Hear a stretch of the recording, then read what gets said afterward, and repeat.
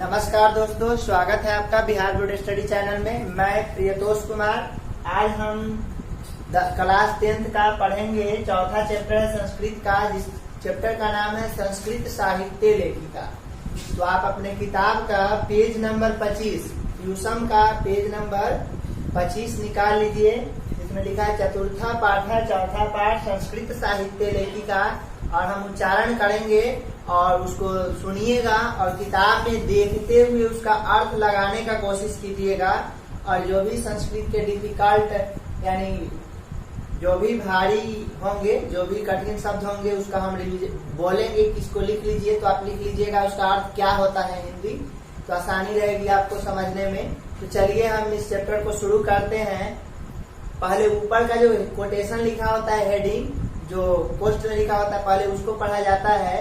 उसमें लिखा गया है कि समाजस्य यथा पुरुष नारीभिश्च चलति, यानी समाजस्य यानम पुरुषै नारीभिश्च चलति, यानी समाजस्य समाज का यानम यानी गाड़ी, पुरुषै माने पुरुषों, नारीभिश्च और नारियों के द्वारा भी चलती है। यानी समाज की जो गाड़ी होती है वह किसके द्वारा चलती है? पुरुष और स्त्री के द्वारा चलती है। यानी अगर स्त्री पुरुष किसी में से एक व्यक्ति को हटा दिया जाए तो समाज की मानव सभ्यता की कल्पना करना मुश्किल है। आगे कहते हैं कि साहित्य अपि उभयो समानम महत्वम, साहित्य अपि यानी साहित्यों में भी, उभयो यानी दोनों का, समानम यानी समान, महत्वम यानी महत्व है। साहित्य में भी इन दोनों का समान महत्व है। किनका? स्त्री और पुरुष दोनों का समान महत्व है। अधुना सर्वभाषासु, आधुनिक सभी भाषाओं में, साहित्य रचनायाम यानी साहित्यों की रचना, स्त्रियों अपि स्त्रियां भी, तत्परा यानी तत्पर, शांति यानी है, यशस्या लभ्यते और इससे सभी को लाभ मिल रहे हैं। कहते हैं कि अधुना सर्वभाषासु साहित्य रचनायाम स्त्रियों अपि तत्परा शांति यशस्या लभन्ते, यानी आधुनिक युग में के सभी भाषाओं में साहित्यों की रचना स्त्रियों के द्वारा भी की जा रही है और इसका लाभ सभी उठा रहे हैं।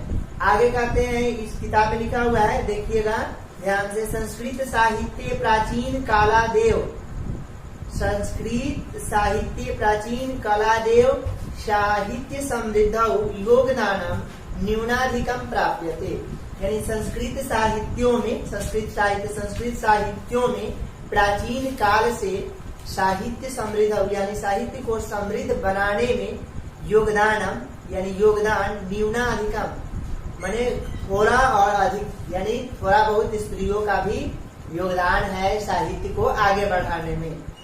पाठे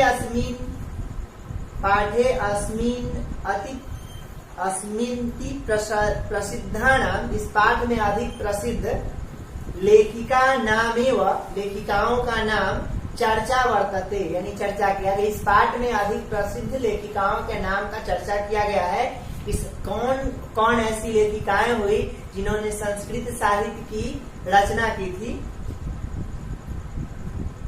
वर्तते तेन साहित्य, आगे कहते हैं, वर्तते एन साहित्य निधि पूर्णे तासाम योगदानम ज्ञायते, इन लोगों का साहित्य के यानी निधि यानी साहित्य के कोष को पूर्ण करने में इन लोगों का योगदान काफी है। अब देखिए, हमने यहाँ से यहाँ तक अभी पढ़ा। अब इसके नीचे का हम पढ़ेंगे कि क्या दिया है। आसानी से, कोई दिक्कत नहीं होगा, आप देखते रहिएगा, आपको आसानी से समझ में आ जाएंगे। आगे लिखा गया विपुलम संस्कृत साहित्यम, यानी विशाल संस्कृत साहित्य में, विपुलम संस्कृत साहित्यम यानी विशाल संस्कृत साहित्य में, विभिन्न कवि भी यानी विभिन्न कवियों, शास्त्रकाराय कवि भी, शास्त्रकारैश्चै संवर्धितम, यानी कह रहे हैं कि विशाल संस्कृत साहित्य में विभिन्न कवियों और शास्त्रकारक जो है, शास्त्रकारक यानी शास्त्र को लिखने वाले के द्वारा बढ़ाया गया। या संस्कृत साहित्य इतना बड़ा क्यों है क्योंकि विभिन्न प्रकार के शास्त्रों को लिखने वाले लोगों ने इस संस्कृत को लिखा एवं इसके साहित्य को बढ़ाया है। आगे है वैदिक कालादारभ्य शास्त्राणां काव्यानांच रचने संरक्षणे च यथा पुरुषाः दत्तचिता अभवन् तथैव स्त्रियो अपि तत्प्रधानं प्राप्यन्ते। कहते हैं कि शास्त्राणाम यानी वैदिक कालादारभ्य यानी वैदिक काल से प्रारंभ में, वैदिक काल के प्रारंभ से ही शास्त्राणाम यानी शास्त्रों और काव्यों की रचना में, शास्त्राणाम काव्यानांच शास्त्रों की रचना में और कविताओं की रचना में, संरक्षणे च यथा पुरुषा यानी इसकी रक्षा का संरक्षण में जिस प्रकार पुरुषों का योगदान है ठीक उसी प्रकार स्त्रियां भी योगदान दी थी प्राचीन काल से भी। आगे है वैदिक युगे मंत्राणाम दर्शका न केवला ऋषय यानी वैदिक युग में मंत्रों के दर्शक यानी मंत्रों के दर्शक न केवल ऋषि ही थे बल्कि आगे कहते प्रत्युत बल्कि ऋषिका अपि संति बल्कि ऋषियाएं भी थी। जो ऋषिकाएं भी थी यानी ऋषियों की जो पत्नी थी वह भी साहित्य रचना की। ऋग्वेदे चतुर्विंशति अथर्ववेदे च पंच ऋषिका यानी ऋग्वेद चतुर्विंशति यानी ऋग्वेद में चतुर्विंशति यानी 24 और अथर्ववेदे पंच ऋषिका यानी अथर्ववेद में 5 मंत्र, ऋग्वेद में 24 और अथर्ववेद में 5 मंत्रों के दृष्टा यानी मंत्रों की लेखिका ऋषिकाएं हैं। यानी इतने मंत्र ऋषिकाओं ने लिखी, ऋषि की पत्नियों ने उल्लेख किया है। ऋषिका मंत्र दर्शनवत्यो निर्दिश्यन्ते यथा यमी अपाला उर्वशी इंद्राणी वागाम्भृणी इत्यादय यानी इस मंत्रों का उल्लेख करने वाली जो ऋषियां हैं उन ऋषिकाओं का क्या नाम है? यमी अपाला उर्वशी इंद्राणी वागाम्भृणी इत्यादि। यानी ये जो ऋषियां हैं ऋग्वेद यजुर्वेद में क्या मंत्रों की रचना की है, मंत्रों का उल्लेख किया इन ऋषिकाओं ने। आगे है कि बृहदारण्यक उपनिषद याज्ञवल्क्य पत्नी मैत्रेयी यानी बृहदारण्य उपनिषद में याज्ञवल्क्य की पत्नी मैत्रेयी। क्वेश्चन पूछता है याज्ञवल्क्य की ऋषि की पत्नी कौन थी? तो मैत्रेयी। बृहदारण्य उपनिषद में याज्ञवल्क्य की पत्नी मैत्रेयी दार्शनिक रुचिमती वर्णिता ज्ञान याज्ञवल्क्य आत्म तत्व शिक्षयंती। कहते हैं कि बृहदारण्यक उपनिषद में याज्ञवल्क्य की पत्नी जो मैत्रेयी है अपने पति को दर्शन शास्त्र का ज्ञान देती है जिसमें आत्मा का वर्णन की है। किसका वर्णन की है? आत्मा का वर्णन की है। जनकस्य सभायां शास्त्र कुशला गार्गी वाचक नवी तिष्ठति स्म यानी जनक के दरबार में, राजा जनक के सभा में सभी शास्त्रों को जानने वाली यानी शास्त्र में निपुण गार्गी एवं वाचक नवी नाम की कवित्रियां रहती थी यानी लेखिकाएं या ऋषिकाएं रहती थी। महाभारते अपनी जीवन पर्यंत यानी महाभारत में भी जीवन पर्यंत वेदांत अनुशील पराया सुलभाया वर्णनम लभ्यते यानी वेदांत में अनुशील यानी वेदांतों को पालन करने वाले संक्षिप्त एवं सुलभ वर्णन है जो ऋषिकाओं के द्वारा लिखे गए। महाभारत में भी लोक संस्कृत साहित्य प्रायेण 40 कवित्रियाणाम सार्धशतं पदानि अस्फुट रूपेण इतस्ततो लभ्यन्ते यानी लौकिक साहित्य में यानी कह रहे कि लौकिक साहित्य प्रायेण यानी लौकिक साहित्य में भी 40 कवित्रीनाम यानी 40 कवित्रियों ने सार्धशतम यानी 50 सार्धशतम यानी होता है 50 पद स्फुर रूपेण इतस्ततो लभ्यन्ते माने 50 पद जो है इधर उधर मिलते हैं। यानी लौकिक संस्कृत साहित्य में भी 50 ऐसे कविता हैं जो ऋषिकाओं एवं स्त्रियों द्वारा लिखे गए हैं। तासु विज्ञांका प्रथम कल्पा वर्तते जिसमें तासु विज्ञांका प्रथम कल्पा वर्तते यानी उनमें विज्ञांका प्रथम कल्प है। यानी विज्ञांका क्या है? प्रथम कल्प है। विज्ञांका नाम की कवित्री है, प्रथम कल्प है। सा च श्याम वर्ण सीदति पधेनानेन अस्फुटी भवति। यानी वह क्या थी? श्याम वर्णा थी, यह सांवली थी। कौन सांवली थी? वह सांवली थी, यानी विज्ञानका जी तो जो थी वह सांवली थी, जो इस पद में प्रकटित होता है। यानी इस पद में बताया गया है, नीचे एक पद है 2 लाइन का, जिसमें बताया गया है कि विज्ञानका सांवली थी। तो देखिएगा क्या कर रहे हैं, नीलोत्पदल श्यामाम विजयंका मा जानता वृथैव दंडिना प्रोक्ता सर्व शुक्ला सरस्वती। यानी नीलोत्पदल श्यामा यानी नील कमल के सदृश विजयांका मा जानता, यानी क्या कहते, विजयांका नील कमल के सदृश थी। किसके सदृश थी? नील कमल के सदृश थी, यानी नीला कमल कह सकते हैं इसको। श्याम वर्ण यानी सांवला वर्ण को, श्यामला वर्ण को नीला कलर से सूचित किया जाता है। नीले रंग की विजयांका थी। वृथई व दंडी नाम, वृथई मानी होता है झूठा है, दंडी नाम प्रोक्ता सर्व शुक्ला सरस्वती।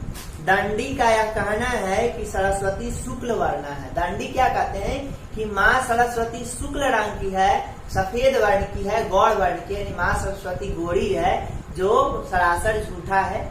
ठीक उसी प्रकार विजयांका क्या थी? सांवली थी। आगे देखिएगा अगला पैराग्राफ में है कि तस्या कालम अष्टम शतक मित्यनुमिते, यानी उन समय 8वीं शताब्दी में अनुमान किया था। तस्या कालम यानी उस काल में अष्टम शतक अमित्यानुमीयते, यानी उस काल में 8वीं शताब्दी का अनुमान किया जाता है, जिस समय चालुक्य वंशीय चंद्रादित्य रागी, चालुक्य वंश के राजा चंद्रादित्य की रागी यानी रानी विजय भट्टारिका व विजयांका इति बहु मन्यते।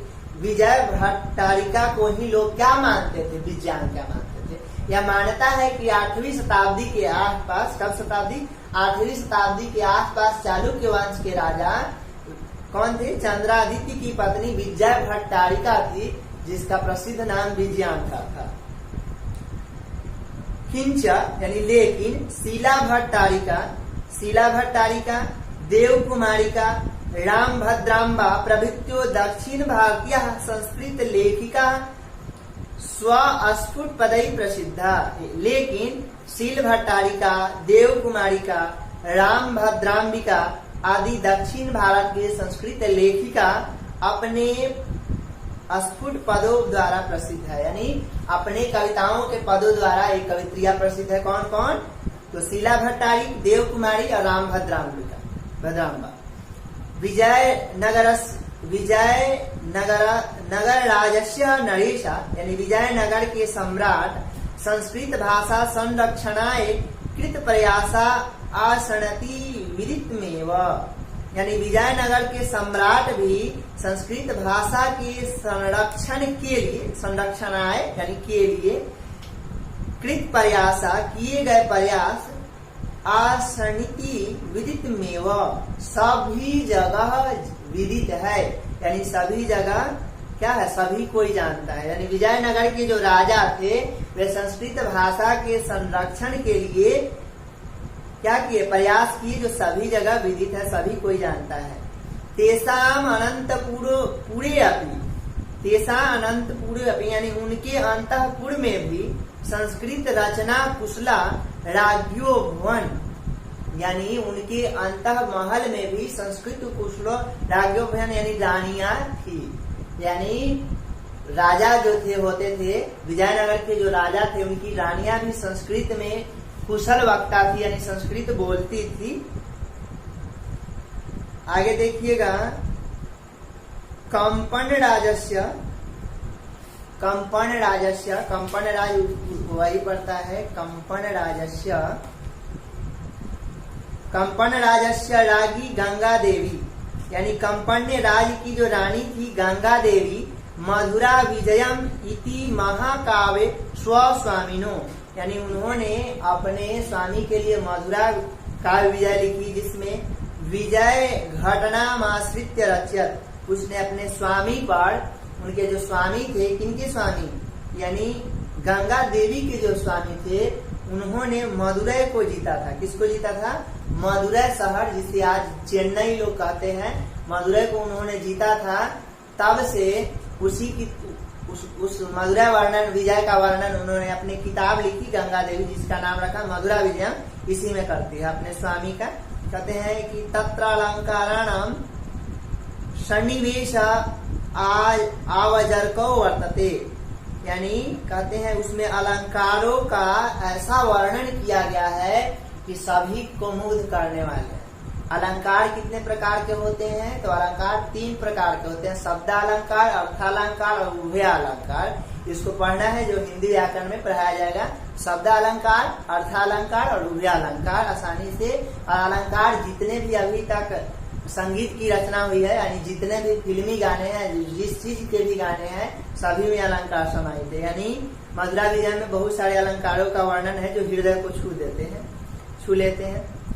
तस्मिन्नेव राज्ये षोडशतके शासनम कुर्वतः, यानी तस्मिन राज्ये षोडशतके, यानी उसी राज्य में वह 16वीं शताब्दी में शासन करते थे। शासन कुर्वते, षोडशतके शासन कुर्वतः। अच्युत राज्यस्य रानी तिरुवलंबा,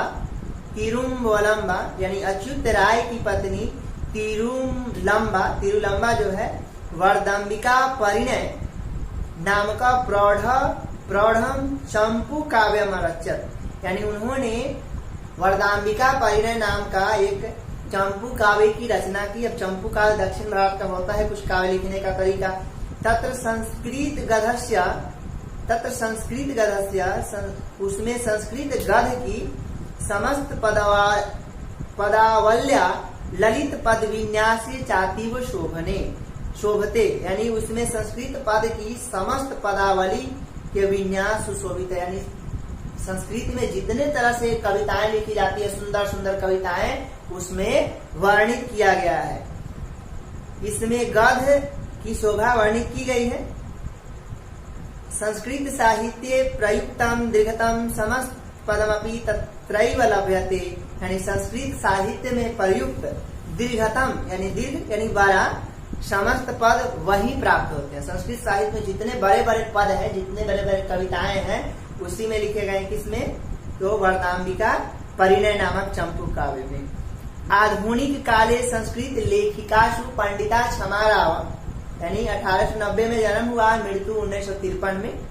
आधुनिक काल के लेखिकाओं में पंडिता क्षमाराव। आधुनिक काल संस्कृत लेखिकासु, यानी आधुनिक काल की लेखिकाओं में पंडिता क्षमाराव। कौन? पंडिता क्षमाराव नामधेया विदुषी अति प्रसिद्धा, नामक विदुषी अत्यंत प्रसिद्ध है। तया स्वपितु शंकर पांडुरंग पंडितस्य महतो विदुषो जीवन चरितम शंकर चरितम इति रचितम। उनके द्वारा अपने पिता शंकर पांडुरंग जो थे, उनके पिता का नाम था शंकर, पंडित शंकर पांडुरंग के पंडित उनके जीवन चरित्र पर उन्होंने क्या किया? एक ग्रंथ लिखा, जिस ग्रंथ का नाम है शंकर चरितम। उस ग्रंथ का क्या नाम है? शंकर चरितम, जो एक निबंध है, जो एक कहानी है, एक निबंध की तरह उन्होंने लिखा है। गांधी दर्शन प्रभाविता सा साहित्य गीता, उन्होंने गांधी दर्शन से प्रभावित होकर साहित्य गीत, मीरा लहरी, कथा मुक्तावली, विचित्र परिषद यात्रा एवं ग्राम ज्योति इत्यादि, यानी इत्यादि अनेक गद्य पद ग्रंथानाम प्रणीतवती, यानी उन्होंने गांधी दर्शन से प्रभावित होकर सत्याग्रह गीता, मीरा लहरी, कथा मुक्तावली, विचित्र परिषद यात्रा एवं ग्राम ज्योति इत्यादि गद्य की उन्होंने रचना की। वर्तमान काले